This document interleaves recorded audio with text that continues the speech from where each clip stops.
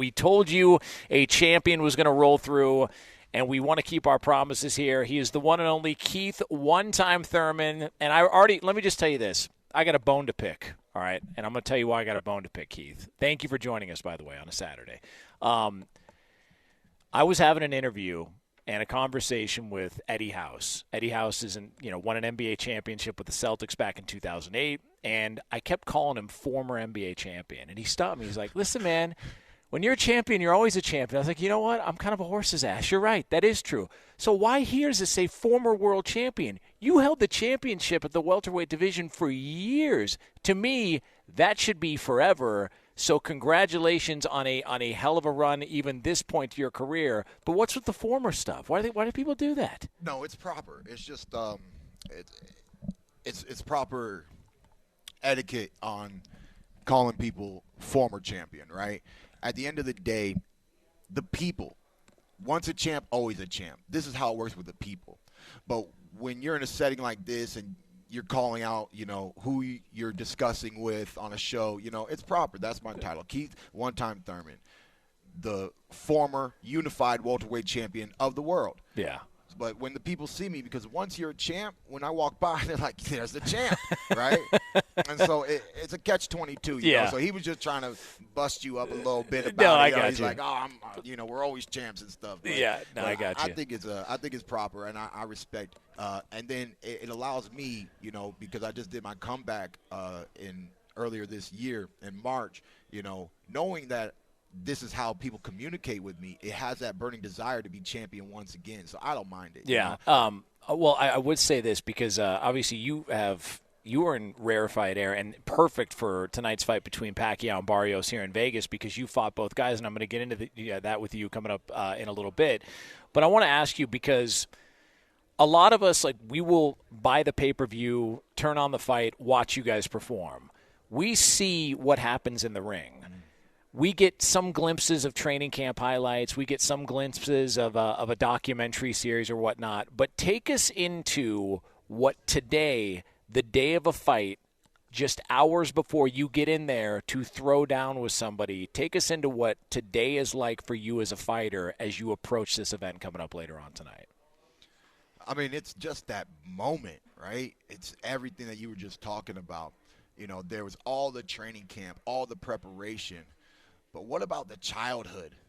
What about all the days in the gym that showed zero rewards, And so this moment is, for us fighters, this moment is what I could like to call living the dream, And there's a lot on the line. Mario Barios, after losing to Tank Davis and myself, has been able to reestablish himself as champion and had some good performances, had a tough outgoing his last fight, some knockdowns, and he knocked the other guy down, ended up being a draw. And so here he is with a once-in-a-lifetime opportunity to fight the legendary Manny Pacquiao. And I was in the same boat in 2019 when I was the undefeated champion of the world. And it's cool to fight legends, but it's cooler to walk away beating legends. So for Mario Barrios, this moment just has to be a dream come true. People are going to say, oh, if he wins, he beat a 46-year-old Manny Pacquiao. But there's a difference in being in the history books as somebody who fought Manny Pacquiao and somebody who beat Manny Pacquiao. And I think that's got to be weighing on his mind tonight. Keith Thurman joining us here on Fox Sports Radio, unified welterweight champion of the world. We can call him former, we can call him current, whatever. We all call him champ with us here on FSR. So, all right, for you personally, fights coming up for guys like myself or Jamie or whoever else is getting ready for this fight, we're thinking to ourselves, all right, the fight starts at this time. Let's go get a beer here. Let's play some blackjack here. Let's do this. You personally, what did you need and what do you do to get yourself ready to arrive to the arena and put on a show? They already have a timeline where they're going to throw the fighters in their back room, in the back room where I like to call it like the dungeon. It's like when I'm sitting backstage and I'm waiting And then eventually they're going to wrap our hands. And eventually you're going to start warming up. And then you're going to put your gloves on. And you're going to start doing mitt work. And there's just this slow buildup for about 4 hours before the fight. There's this nice slow buildup. But the moment you get back in the dungeon, you know, it's like you're a trapped animal. And then eventually they're going to let you out of the cage. And when you get out of the cage, you're going to do that ring walk that the fans get to enjoy, the build-up, the anticipation, the last final moments before the fighters really get into the ring.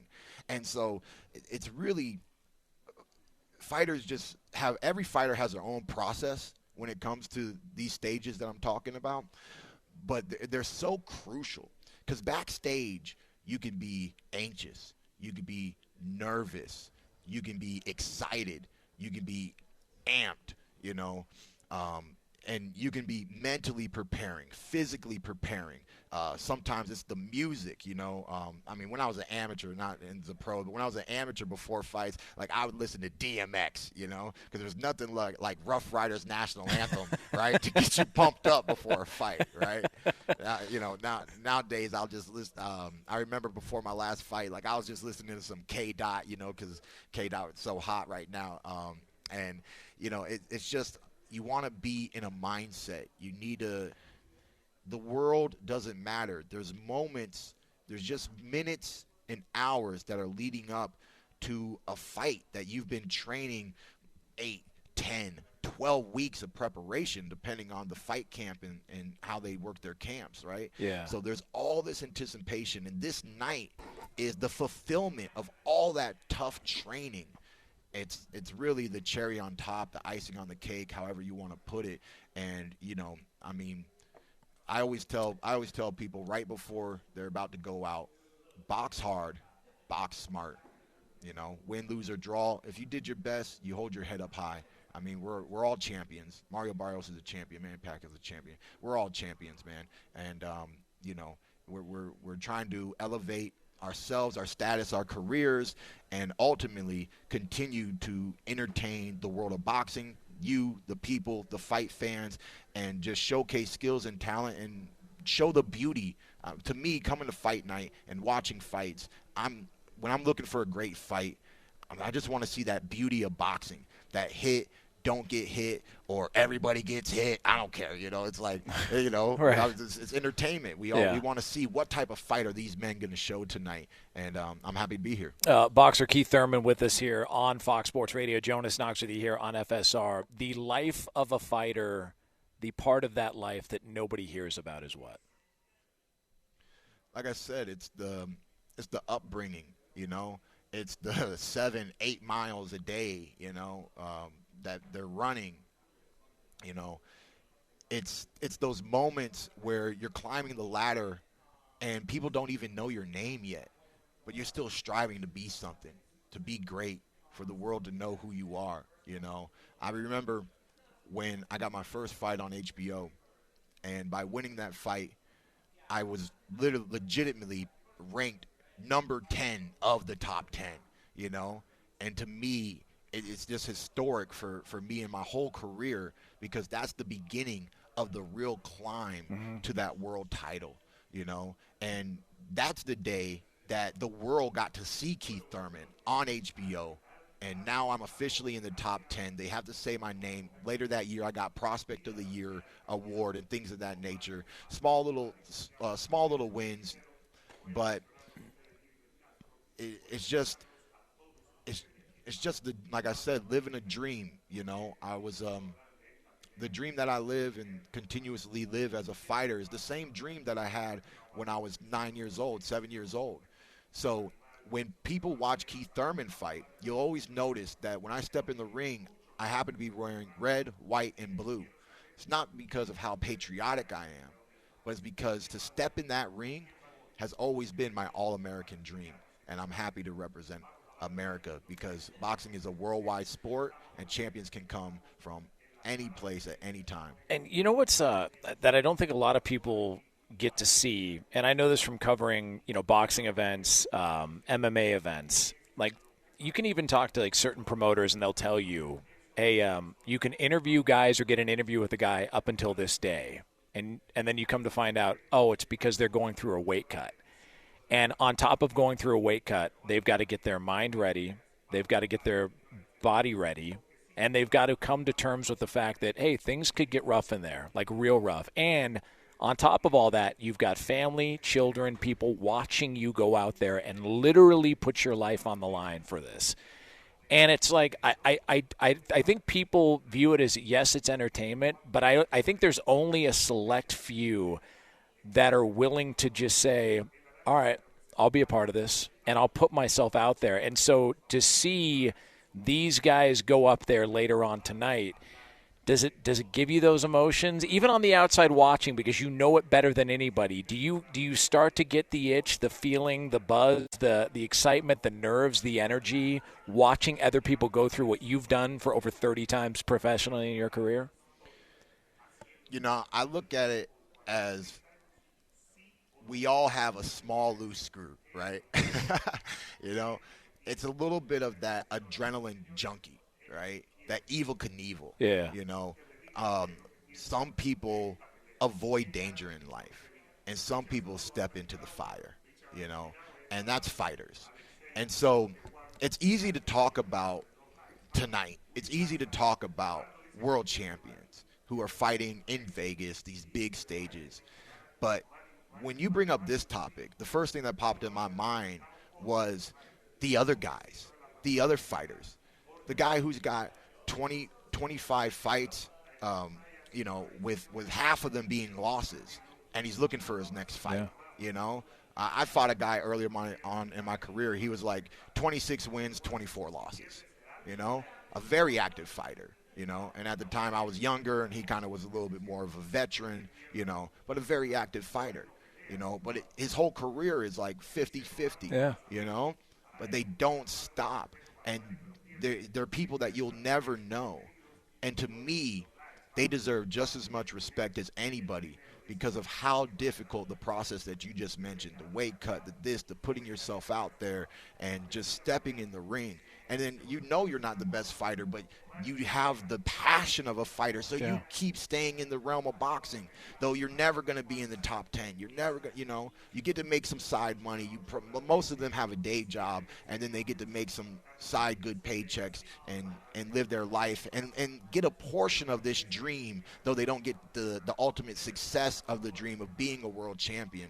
And that's why, you know, no matter how much I talk my talk, I walk my walk, there's a deep inside of me, I know I respect every human being that steps into the ring. Oh, you have to. I mean, listen, my Uber driver yesterday is a professional MMA fighter, but has to drive Uber because early on in their career and just had a fight canceled. That's a payday. That's a payday. So had to pick up extra Uber shifts just to pay the bills, and I think that doesn't get talked about. Like, you see the top of the top, but to your point, it's those undercard. Like, man, I remember going to a fight at Hollywood Park Casino back in L.A., and I remember the undercard were like these 4-round fights, which sometimes those guys are looking to make a name for themselves. And I saw a guy come out in a prison outfit, like a prison jumpsuit, just to try and get some attention, make a name for himself. And you look at that and go, oh, it's a spectacle.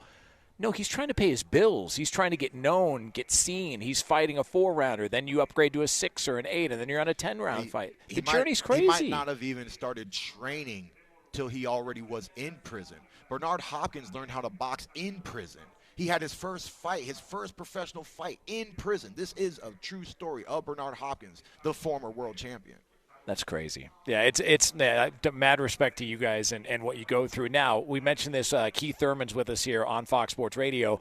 You have got the, I guess, and credit to you, but you've got the special, I guess, the special designation of guy who fought both guys fighting tonight in the main event. You fought Manny Pacquiao. You fought Mario Barrios. That's you. You're the man people are asking, what do you think of each? I want to start with Manny Pacquiao first. What impressed you the most about your fight with Manny Pacquiao, one of the all-time greats? It was that it was a great year for Pacquiao. You know, what people forget about 2019 was how active Manny Pacquiao was. You know, he fought Matisse. that year. He fought Adrian Broner, and then he fought Keith Thurman. So I believe he had 3 fights within somewhere from a 12 to 14-month window. So he was very active. Yes, he was 40 years old, but he was highly active. And because of that, I got to get a phenomenal Manny Pacquiao in the ring. The way that he trained, the way that he prepared for the fight. And what surprised me the most was, of course, was the hand speed. The hand speed was really great. And it was the combo choices, the mix-up. The mix-up was phenomenal. I loved it, even though I'm the one getting hit by it. It's that bittersweet, like, oh, snaps. Okay, Manny, I see you. I got you, baby. Okay, you coming in with the boop, boop, boop. Okay. And, I'm talking about live action. I mean, everything besides my hand being raised at the end of the 12 rounds was legitimately the dream of a lifetime. It's what I've always wanted. It's what I did. What I did all my sit-ups for, my push-ups for, my pull-ups for, running for, sparring for. It's what I've lived this life for, was for that moment in 2019. And to just share the ring with a legend and to have that type of performance, to go back and forth. But his footwork, the combination choices, the hand speed, like, he's so small. Once he ducked, he like disappeared. I'm like, where'd he go? Where'd he go? He's like, it's Pac-Man. I'm like, dang, he's down by my kneecaps. I'm like, should I hit him with my knee? Should I give him a left hook with my kneecap? I don't got a punch for that. He was, it was, it was beautiful to share the ring. When you're in a fight, most of the time when you fight these fighters, on average, at this level, it's very rare that you're going to fight somebody that you've trained with. It happens. Mm-hmm. It happens. You've trained early on with some great fighters and this and that. Then later on, you end up in competition with them. That's back in my fight, 2016, with Sean Porter. We trained together on several different occasions, and then we had a world title fight together. But outside of that, it's rarely ever happened. So you have to fight this man, and you really don't know what it's like to be in the ring with them. You just see everything from the outside, So, I mean, it just was everything that I wanted it to be. I mean, it was a great fight. You mentioned the speed. I remember when he came up in weight to fight David Diaz, and I remember Diaz saying afterwards, "I can handle the power." Yes. He said, at one point, I thought Freddie was hitting me, talking about Freddie Roach, because Manny threw so fast, and he was in and out so quick that you just – and look, for the longest time, Pacquiao was known as a guy who just had a left hand. He's got a real hard left hand.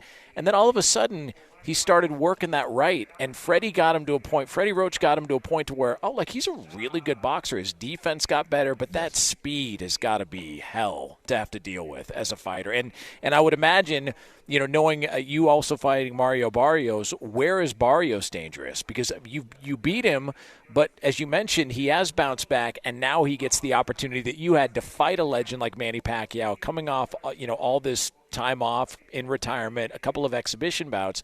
Where is Mario Barios dangerous to Manny Pacquiao here? I mean, the first thing is similarly to what helped Pacquiao in 2019. You just mentioned Mario Barios has been active. Manny Pacquiao has been inactive. That's already favoring Barios. And I got some insight from the fight people this week with Fight Week that Barrios' last performance, which ended up into a draw, the training camp was not what it needed to be. It was not ideal for him and his team. Mm-hmm. And they're saying that he's having the best training camp of his life, and I think that's because, when you see the consequences of the lack of preparation. Wake-up call. It's a wake-up call. Yeah. Whether it's you win, you lose, or you have a draw, which in his case it was a draw performance, But is that what you want to – you'll start not really losing fans, but your name's not going to grow if you're getting draws here, draws there. No, champions need to win, right? Yeah. Champions need to win. And so I know that their team has trained really hard for this in preparation for going for that win. Now, a lot of people are saying, what is Mario Barrios' strength? The problem is I didn't let him show me any of his strength. The way that I boxed him, I just try to neutralize anything he was bringing to the table with my footwork. And I noticed that my footwork was really an obstacle for him in the fight.